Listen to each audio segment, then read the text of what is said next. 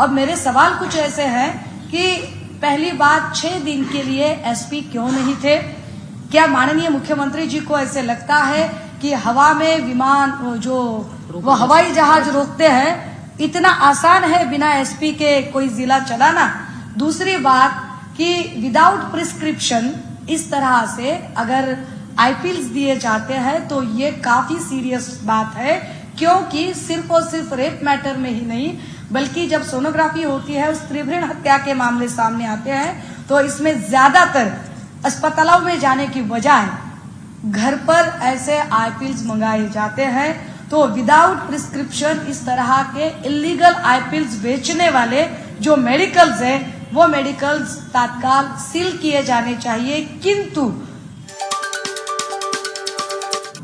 Shiv Sena party की or से एक त्रिसदस्यीय कमेटी भंडारा का जो हादसा हुआ इसके लिए गई थी और वहां जाकर जो कुछ हमने जो एक फैक्ट फाइंडिंग रिपोर्ट जो तैयार की तो जो कुछ सच्चाई सामने आई वो थोड़ा दहला देने वाली थी कि पहली बात तो भंडारा को 6 दिन से एसपी ही नहीं थे और दूसरी बात ये कि 30 और 31 तारीख को जब उसके साथ यह दुष्कर्म पीड़िता के साथ हुआ, अगर 31 तारीख को पुलिस थाने पर ही उसे रोका जाता तो शायद 1 तारीख को पीड़िता के साथ फिर और जो दुष्कर्म हुए हैं वो शायद रोके जा सकते थे।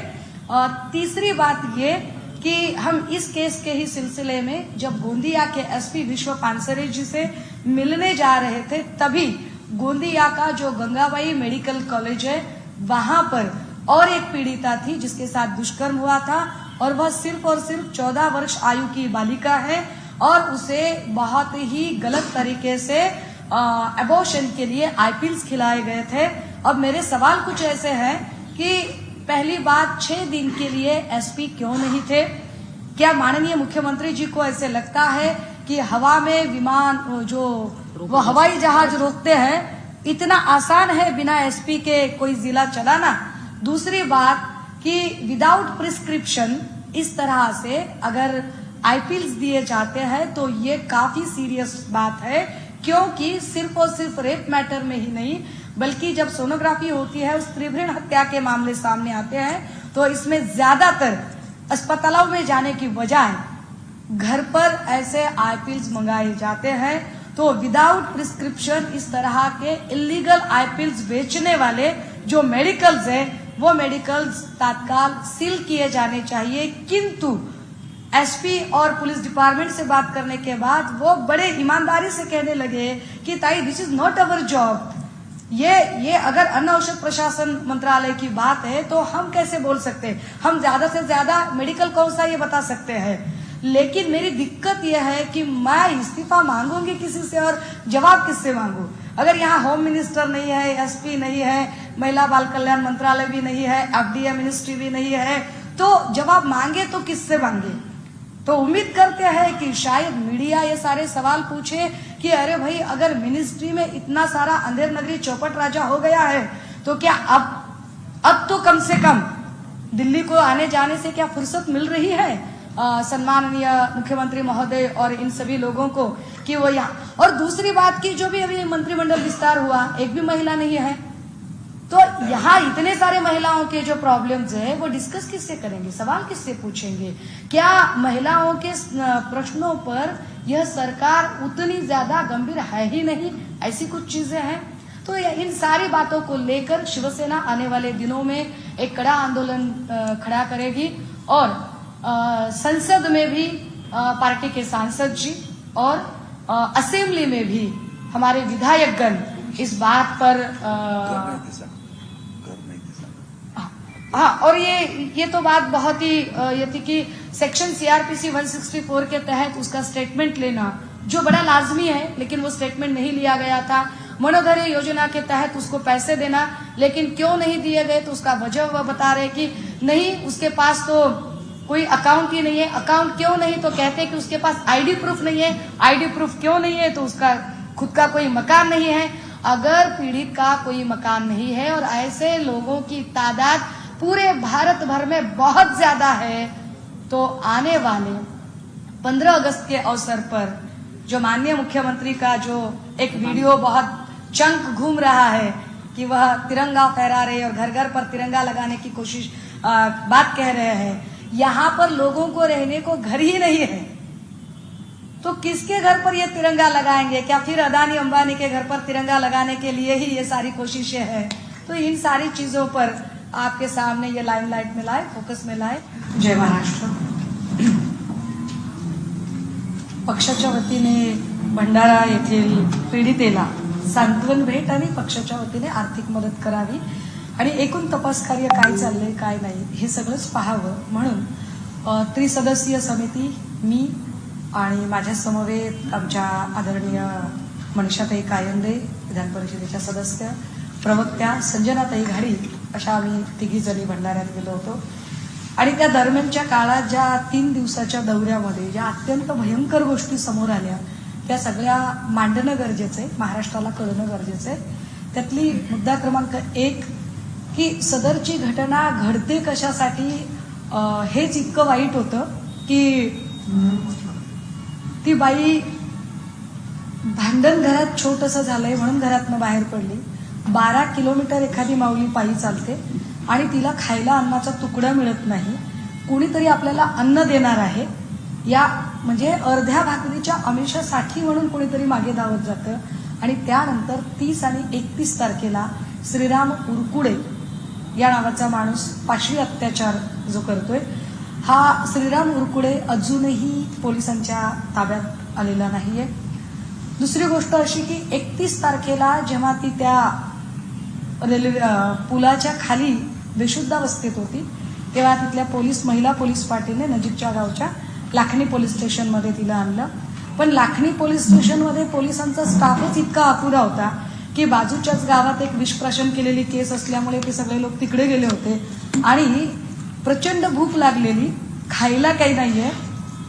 1 तारखेला सकाळी पुन्हा एकदा ती माऊली पोलीस स्टेशनमधनं बाहेर पडतीये। हे फारच वाईट आहे की ती पोलीस स्टेशनमधनं बाहेर पडते, सीसीटीव्ही फुटेजमध्ये तिचे सगळे ते फुटेज दिसत आहेत की ती बाहेर पडली आहे। पोलीस तिथे तिला अडवायला नव्हते, स्टाफच नव्हता। कदाचित पोलिसांनी अडवलं असतं तर पुढची घटना घडूच शकली नसती, म्हणजे तो अनर्थ टाळता आला असता। या सगळ्या संदर्भाने जेव्हा आम्ही पोलिसांना विचारतो की स्टाफ का नाहीये तर काय ताई आम्हाला काही म्हणजे सांगता येत नाही। अच्छा मग आपले एसपी साहेब कुठे आहेत? तर ते असं सांगतात की भंडाऱ्याला त्या दरम्यानच्या काळात 6 दिवस एसपीच उपलब्ध नव्हते। म्हणजे हे किती वाईट आहे की एकीकडे आम्ही हवेतल्या हवेत 10 मिनिटं विमान थांबवू शकतो, परंतु विमान थांबवण्या इतकं 6 दिवस विदाऊट एसपी पोलीस अधीक्षकांच्या शिवाय जिल्हा चालवणं सोपं नसतं, हे कदाचित अजून त्यांना कळणं बाकी असावं। अजून एक महत्वाची गोष्ट की एसपी का नव्हते तर संदीप जाधव नावाचे जे एसपी आहेत हे आमदार नरेंद्र भोंडेकर त्यांच्या मर्जीने काम होत नाहीये म्हणून संदीप जाधवांना हटवलं गेलं आणि 6 दिवसांनी तब्बल 6 दिवसांनी मतानी नावाचे नवीन एसपी जॉईन झाले जे आम्ही गेल्यानंतर आले होते। आता यावर त्यावेळेला मला वाटतं एक भाजपकडून एक पत्रकार परिषद झाली, मला त्यांचं नाव आठवत नाही, कोणीतरी त्यांच्या महिला नेत्या होत्या भाजपच्या ज्या बोलत होत्या आणि त्यांनी असं सांगितलं की फास्ट ट्रॅक कोर्टला खटला वगैरे। मग माननीय मुख्यमंत्री म्हणाले की फास्ट ट्रॅक कोर्टला खटला।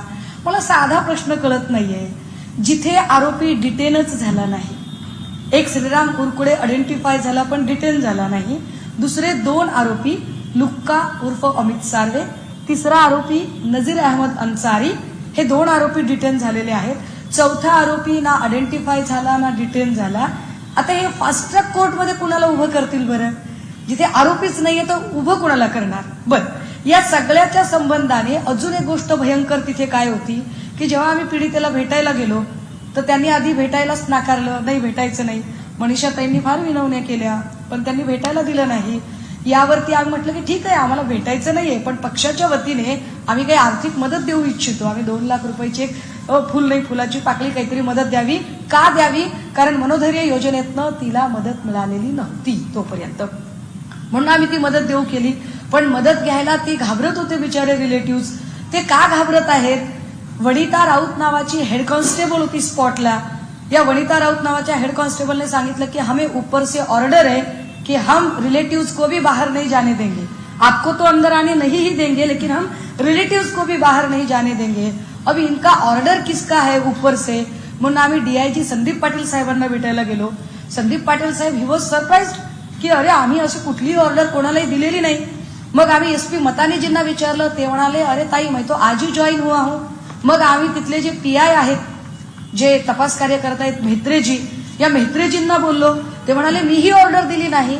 जर डीआयजीने ऑर्डर दिली नाही, एसपीने दिली नाही, पीआयने दिली नाही, तर हेड कॉन्स्टेबल वनिता राउत कुणाच्या ऑर्डर फॉलो करत होत्या?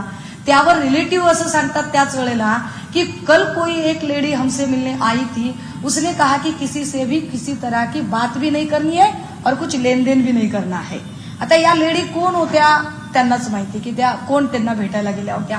बरं, सेक्शन 164 अंतर्गत आपल्याकडे एक व्हिडिओ स्टेटमेंट नोंदवण्याची पद्धत आहे पीडितेचं आणि जे काही आय विटनेस असतात त्यांचं सुद्धा, परंतु त्या काळापर्यंत सेक्शन सीआरपीसी 164 अंतर्गत हे स्टेटमेंटच नोंदवलं गेलं नव्हतं। हे स्टेटमेंट का नोंदवलं नाही यावर आम्ही एसआयटी जी नेमलेली आहे त्या रागसुधाजी तब्बल मला वाटते 9 तारखेला त्या जॉईन झाल्या आणि जेव्हा त्यांना आम्ही विचारलं की का ते स्टेटमेंट नोंदवलेलं नाही, तर त्यांचं असं म्हणणं होतं की नाही अभी तो वो आयसीयू में है। आम्ही समजू शकतो की पीडित आयसीयू मध्ये आहे, परंतु साक्षीदारांचे स्टेटमेंट का नोंदवले नाही त्यावर त्यांच्याकडे उत्तर नाहीये। धक्कादायक गोष्ट अशी की हे सगळं भंडारा आणि गोंदियाच्या एसपीना आपण बोललं पाहिजे, म्हणून आम्ही विश्व पानसरेंना भेटायला म्हणजे गोंदियाचे एसपी त्यांना भेटायला गेलो तेव्हा वेगळीच गोष्ट समोर आली की गोंदियामध्ये 14 वर्षाच्या मुलीवरती अत्याचार झाले आणि तिला जबरदस्तीने गर्भपाताच्या आयपिल्स खाऊ घातल्या गेल्या, ज्यामुळे ती आता मृत्यूशी झुंज देते, जी गंगाबाई वैद्यकीय शासकीय महाविद्यालयात सध्या गोंदियामध्ये आहे। आता परत प्रश्न निर्माण होतोय की विदाऊट प्रिस्क्रिप्शन गर्भपाताच्या गोळ्या कुठल्या मेडिकल मधून मिळतात, ते मेडिकल सील का बरं होत नाही? तर यावर एसपी विश्व पानसरेंचं असं म्हणणं आहे की that is not our job. मग कोणाचा जॉब आहे? तर म्हणतात हे एफडीएशी संबंधित काम आहे, अन्न औषध प्रशासन मंत्रालय। पण आता अन्न औषध प्रशासन मंत्रालयाला आम्ही जाब कसा विचारायचा, कारण राज्यात अजून अन्न औषध प्रशासन मंत्रालय स्थापितच झालेलं नाहीये। या सगळ्या पीडित महिलांना मनोधैर्य योजना आणि समुपदेशन यावरती बोलावं म्हटलं तर राज्यात महिला बाल कल्याण मंत्रालय स्थापितच झालेलं नाहीये। 6 दिवस एसपी का नव्हता म्हणून आपण जर गृहमंत्र्यांना जाब विचारायचा तर त्या काळामध्ये राज्याला गृहमंत्रीही नव्हता। बरं, या सगळ्या घटनेच्या उपर जेव्हा आम्ही या महिलेला मनोधैर्य योजनेतनं पैसे का दिले गेले नाही म्हणून डीआयजी साहेबांना विचारतो, तेव्हा डीआयजी साहेब असं सांगतायत की ताई या बाईचं बँकेत खातं नाहीये। बँकेत खातं का नाही म्हणून आम्ही तिच्या घरापर्यंत जाऊन पोहोचलो, त्यावेळेला असं कळलं, तिथल्या पोलीस पाटील आणि सरपंचांनी सांगितलं की सदरील महिलेचं आधार कार्डही नाहीये आणि रहिवाशी प्रमाणपत्रही नाहीये।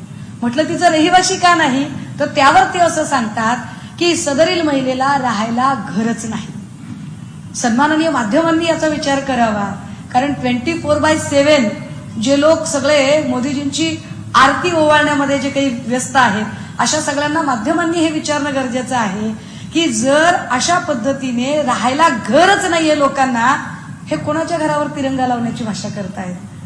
एकीकडे तुम्ही तिरंगा लावण्याचं राजकारण फार जोरात करताय, परंतु परिस्थिती अशी आहे की भंडारा गोंदिया जो अत्यंत संवेदनशील भाग आहे, जिथं की नक्षलवादी चळवळी सतत उदय पावत राहतात आणि सतत त्याचा उद्रेक होत राहतो, या संवेदनशील भागातली ही अत्यंत वाईट गोष्ट आहे।